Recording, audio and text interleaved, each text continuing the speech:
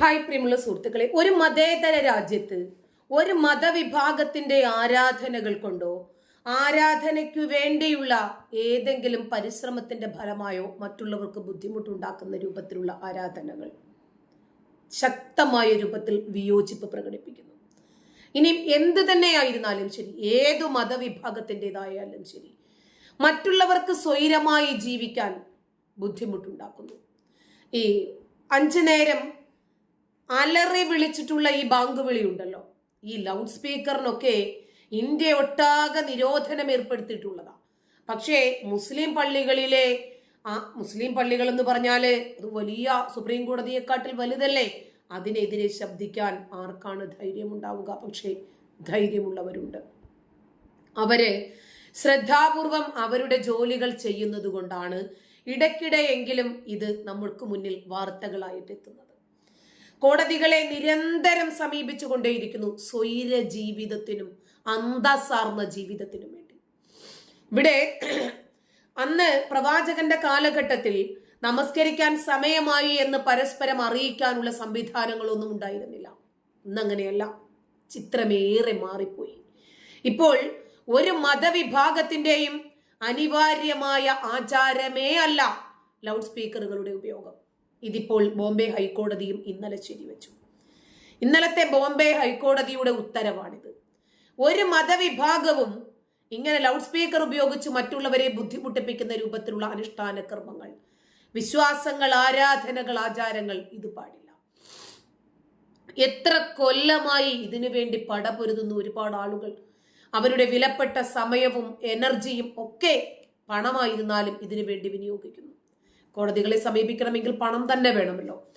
ജസ്റ്റിസുമാരായിട്ടുള്ള അജയ് ഗഡ്കരി, ശ്യാം ചന്ദക് എന്നിവരടങ്ങിയ ബെഞ്ചാണ് മുംബൈ പോലീസിനോട് 2000-ലെ ശബ്ദമലിനീകരണ നിയമങ്ങൾ കർശനമായി നടപ്പിലാക്കാൻ നിർദ്ദേശിച്ചത്.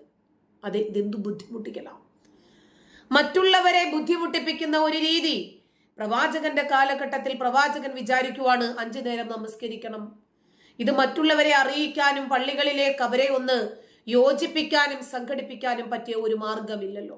അങ്ങനെയാണ് നമുക്ക് എന്നാൽ ശംഖൂതിയാലോ, ചെണ്ട കൊട്ടിയാലോ, മണിയടിച്ചാലോ, ഉറക്ക വിളിച്ചു പറഞ്ഞാലോ, അങ്ങനെയൊക്കെ പ്രവാചകന്റെ അനുചരന്മാർക്കിടയിൽ പലതരം വ്യത്യസ്തമായ അഭിപ്രായങ്ങൾ ഉയർന്നു വന്നപ്പോഴാണ് പ്രവാചകന്റെ ഒരു അനുചരൻ മുന്നോട്ട് വന്നിട്ട്, പ്രവാചകരെ, ഞാൻ ഇന്നലെ ഇങ്ങനെ ഒരു സ്വപ്നം കണ്ടു. അള്ളാഹു വലിയവനാണ്, അള്ളാഹു വലിയവനാണ്. നിങ്ങൾ നമസ്കാരത്തിലേക്ക് വരൂ, നിങ്ങൾ വിജയത്തിലേക്ക് വരൂ. അള്ളാഹു അല്ലാതെ ആരാധനയ്ക്ക് അർഹനില്ല, മുഹമ്മദ് അള്ളാഹുവിന്റെ ദൂതനാണ്. ഇങ്ങനെ ഓരോ നമസ്കാര സമയത്തും വിളിച്ചു പറയാം എന്ന് എനിക്കിങ്ങനെ ഒരു സ്വപ്നം കണ്ടു. അപ്പൊ വേറൊരു അനുചരൻ വന്നിട്ട് പറഞ്ഞു, പ്രവാചകരെ, ഞാനും കണ്ടു. അപ്പോൾ മുഹമ്മദ് നബി വന്നിട്ട് പറഞ്ഞു, ഇതേ സ്വപ്നം തന്നെ ഞാനും കണ്ടു. അപ്പോൾ അങ്ങനെയാണ് അള്ളാഹു ആഗ്രഹിക്കുന്നത്, അതുകൊണ്ടാണ് നമ്മളെ കൊണ്ട് അങ്ങനെ തോന്നിപ്പിക്കുന്നത്. അങ്ങനെയാണ് ഈ ബാങ്ക് വിളി സംവിധാനം തന്നെ പ്രവാചകൻ പ്രാബല്യത്തിൽ കൊണ്ടുവരുന്നത്. അതിനു മുമ്പ് ഒരു കമ്പ് നാട്ടി വെച്ച് ആ കമ്പിന്റെ പകുതി നിഴലാകുമ്പോൾ ഒരു നമസ്കാരം, ഇരട്ടി നിഴലാകുമ്പോൾ ഒരു നമസ്കാരം, അതിന്റെ തുല്യമാകുമ്പോൾ ഒരു നമസ്കാരം, അങ്ങനെയൊക്കെയായിരുന്നു നമസ്കാരത്തിന്റെ സമയം ക്രമീകരിച്ചിരുന്നത്. അപ്പോൾ സൂര്യൻ ഉദിക്കാത്ത രാജ്യങ്ങളിലോ അതിനൊക്കെ ഉത്തരം ഇതൊക്കെ വിശ്വസിക്കുന്ന വിശ്വാസികളാണ് കണ്ടെത്തേണ്ടത്. 6 മാസത്തോളം ചക്രവാളത്തിൽ കറങ്ങിത്തിരിഞ്ഞ് 6 മാസത്തിൽ ഒരിക്കൽ മാത്രം സൂര്യൻ ഉദിക്കുന്ന രാജ്യങ്ങളുണ്ട്. ആ രാജ്യങ്ങളിലുള്ളവർക്ക് നമസ്കരിക്കണ്ടേ, നോമ്പ് പിടിക്കണ്ടേ, പെരുന്നാൾ ആഘോഷിക്കണ്ടേ? ഈ ലോകം മുഴുവനും സൃഷ്ടിച്ച് പരിപാലിക്കുന്ന അള്ളാഹു ആ മേഖലയെ കുറിച്ച് അറിവില്ലാത്തവനായിരുന്നോ? പള്ളി എന്ന് പറഞ്ഞാൽ അത് നമസ്കരിക്കാനുള്ള സ്ഥലമാണെന്നും അതല്ലാതെ ഉച്ചഭാഷണി ഉപയോഗിക്കാനുള്ള സ്ഥലമല്ലെന്നും അലഹബാദ് ഹൈക്കോടതിയുടെയും വിധിയുണ്ട്. മതപരമായ സ്ഥലങ്ങൾ പ്രാർത്ഥനയ്ക്കും ഭക്തിക്കും വേണ്ടിയുള്ളതാണ്. അതല്ലാതെ ഉച്ചഭാഷണി ഉപയോഗിച്ച് മൗലികമായ അവകാശങ്ങളായി അവരത് കണക്കാക്കി വെക്കുമ്പോൾ അതിനെ അംഗീകരിക്കാൻ സാധിക്കില്ല എന്നാണ് അലഹബാദ് ഹൈക്കോടതി പറഞ്ഞത്. ഈ ജനാധിപത്യ രാജ്യത്ത് ഇതുപോലെ നമുക്ക് പറ്റാത്തതിനെ എതിർക്കാനും ജനാധിപത്യ വിരുദ്ധമായതിനെ ചൂണ്ടിക്കാണിച്ച് കോടതിയെ സമീപിക്കാനും ഒക്കെയുള്ള സാഹചര്യങ്ങളെ എടുത്തു മാറ്റാനാണ് ഇന്ന് മതമൗലികവാദികൾ ശ്രമിച്ചുകൊണ്ടിരിക്കുന്നത്. ഓരോ ഭാഗങ്ങളിലായി ഇവർ മതനിയമങ്ങൾ നടപ്പിലാക്കാൻ ശ്രമിക്കുന്നതിന്റെ ഭാഗമായിട്ടാണ് ഇടകലരരുത്, എന്നാൽ ഇസ്ലാം ഇടിഞ്ഞു വീഴും എന്നുള്ള മതവിധിയുമായിട്ട് മുന്നോട്ട് വരുന്നത്. അങ്ങനെയാണെങ്കിൽ പിന്നെ ഈ വിളിച്ചുകൂക്കലൊക്കെ കെങ്കേമമായിട്ട് നടപ്പിലാക്കാമല്ലോ, ആരും എതിർക്കാനുണ്ടാകില്ല. പള്ളിയിൽ ഉച്ചഭാഷണി സ്ഥാപിക്കാനും അതിലൂടെ ബാങ്ക് വിളിക്കാനും അനുമതി തേടി പള്ളി കമ്മിറ്റി നൽകിയ അപേക്ഷയിലാണ് കോടതിയുടെ പരാമർശം. ഹർജി തള്ളിയ ഹൈക്കോടതി ഹർജിക്കാരനായ പള്ളി മുത്തവല്ലി അഹമ്മദിന് പള്ളിയുടെ ഉടമസ്ഥതയോ അഥവാ പള്ളി പരിപാലകന്റെ പദവിയോ ഇല്ല എന്നും വിധിച്ചു. കേസ് ഫയൽ ചെയ്യാനുള്ള നിയമപരമായ അധികാരം പോലും അദ്ദേഹത്തിന് ഇല്ല എന്നാണ് കോടതി പറഞ്ഞത്. ലൗഡ് സ്പീക്കറുകളുടെ ഉപയോഗം അവകാശമായി നിങ്ങൾ കരുതണ്ട, അത് നിങ്ങളുടെ അവകാശമല്ല. പ്രത്യേകിച്ച് അത് താമസക്കാർക്ക് ശല്യം സൃഷ്ടിക്കുമ്പോൾ. ജസ്റ്റിസുമാരായ അശ്വിനി കുമാർ മിശ്ര, ഡൊണാദി രമേശ് എന്നിവരുടെ ബെഞ്ചായിരുന്നു ഈ വിധി പുറപ്പെടുവിച്ചത്. നേരത്തെ തന്നെ സമാനമായ ഉത്തരവാണ് ബോംബെ ഹൈക്കോടതിയും പുറപ്പെടുവിച്ചത്. മതപരമായ ആചാരങ്ങൾക്ക് ലൗഡ് സ്പീക്കർ ഉപയോഗിക്കാൻ പറ്റില്ല എന്നാണ് ബോംബെ ഹൈക്കോടതി വിധിച്ചത്. ശബ്ദ മലിനീകരണം കാരണം ഉണ്ടാകുന്ന ആരോഗ്യ പ്രശ്നങ്ങൾ ഉയർത്തി കാണിക്കുകയും നിയമലംഘനങ്ങൾക്കെതിരെ നടപടിയെടുക്കാൻ അധികാരികളോട് കോടതി ആവശ്യപ്പെടുകയുമാണ് ചെയ്തത്. ശബ്ദ മലിനീകരണം ഗുരുതരമായ ആരോഗ്യ പ്രത്യാഘാതങ്ങൾ ഉണ്ടാക്കുന്നു.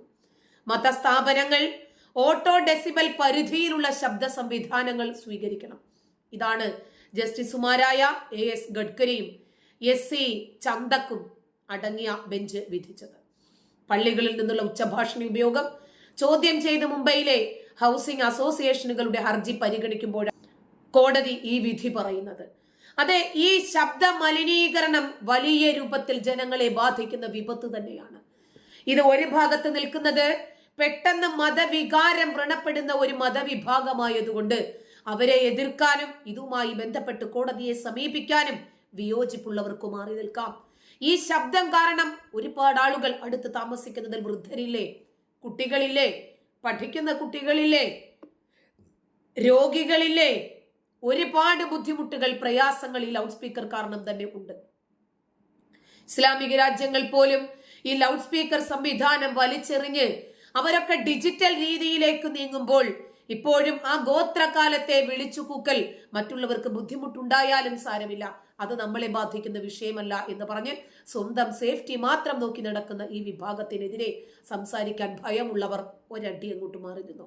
ഭയമില്ലാത്തവർ ഇത് ജനങ്ങളോടൊന്ന് ബോധവൽക്കരണം നടത്തണം. എന്തായിരുന്നാലും ഉത്തർപ്രദേശിലെ മുസ്ലിം പള്ളിയുടെ ഉച്ചഭാഷിണി ഈ പള്ളിയുടെ മുകളിൽ സ്ഥാപിച്ചത് ഇനിയും സംസ്ഥാന അധികാരികൾക്ക് നിർദ്ദേശം നൽകുകയാണ് എടുത്തുമാറ്റാൻ. വീണ്ടും ഞങ്ങൾക്കത് പുനഃസ്ഥാപിക്കണം എന്ന് പറഞ്ഞിട്ടാണ് സംസ്ഥാന അധികാരികൾക്ക് ഇവർ ഒരു അപേക്ഷ സമർപ്പിക്കുന്നത്, പള്ളി മുത്തവല്ലിയും മറ്റുമൊക്കെ. പക്ഷേ ഉത്തർപ്രദേശിലെ മുസ്ലിം പള്ളിയുടെ മുകളിൽ സ്ഥാപിച്ച ഈ ഉച്ചഭാഷിണി ഒന്നുകൂടി സ്ഥാപിക്കണം എന്ന് പറഞ്ഞ് സംസ്ഥാന അധികാരികൾക്ക് നിർദ്ദേശം നൽകണം എന്നാവശ്യപ്പെട്ട പള്ളി കമ്മിറ്റി സമർപ്പിച്ച റിട്ട് ഹർജിയാണ് അലഹബാദ് ഹൈക്കോടതി എടുത്ത് ചവറ്റുകുട്ടയിലേക്ക് എറിഞ്ഞത്. നിങ്ങൾക്കിനിയും നേരം വെളുത്തിട്ടില്ലേ എന്ന ചോദ്യമാണ് അവിടെ. ആരാധനാലയങ്ങൾ നിങ്ങൾ നടത്തുന്നത് എന്തിനാണ്? പ്രാർത്ഥിക്കാനല്ലേ? അത് നടത്തിക്കോ. ഉച്ചഭാഷണി ഉപയോഗിക്കാനുള്ള അവകാശത്തിന്റെ മേൽ നിങ്ങൾക്കിത് നിങ്ങളുടെ വിഷയമല്ല. നിങ്ങൾ ഇത് മൗലികമായിട്ടുള്ള അവകാശത്തിന്റെ വിഷയമായി ഉന്നയിക്കുന്നു. ഇത് മൗലിക വിഷയത്തിന്റെ ആവശ്യമല്ല. നിങ്ങൾ ആരാധിച്ചോ, നിങ്ങൾ പ്രാർത്ഥിച്ചോ, അനുഷ്ഠാനങ്ങൾ എന്ത് വേണമെങ്കിലും ആയിക്കോ, പക്ഷേ ഉച്ചഭാഷണി ഉണ്ടാക്കി മറ്റുള്ളവർക്ക് ബുദ്ധിമുട്ടുണ്ടാക്കാൻ ഈ കോടതി സമ്മതിക്കില്ല. പിലിഭിത്ത് എന്ന് പറയുന്ന നിവാസികളായ ആളുകൾ മുക്തിയാർ അഹമ്മദാണ് ഈ ഹർജി സമർപ്പിച്ചത്.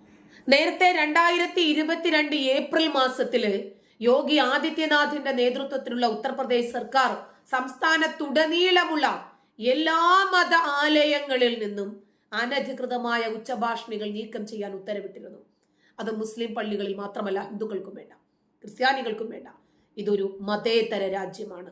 ഇവിടെ ആരാധിക്കാൻ എത്ര മണിയാണ് എന്ന് അറിയുന്നവർ വന്ന് ആരാധിച്ചാൽ മതി. ഇങ്ങനെ വിളിച്ചുകൂവിയാൽ മാത്രമേ പള്ളിയിലേക്ക് വരൂ എന്നുള്ളവർ തൽക്കാലം വരണ്ട, അതല്ലേ നല്ലത്. എന്തായിരുന്നാലും 3 നാടുകളും ഒരുമിച്ച് നിൽക്കുകയും 3 കോടതികളും ഒരുപോലെ ഉത്തരവിടുകയും ചെയ്തതുകൊണ്ട് ഇത് നടപ്പിലായി എന്ന് തന്നെ പറയാം. നന്ദി.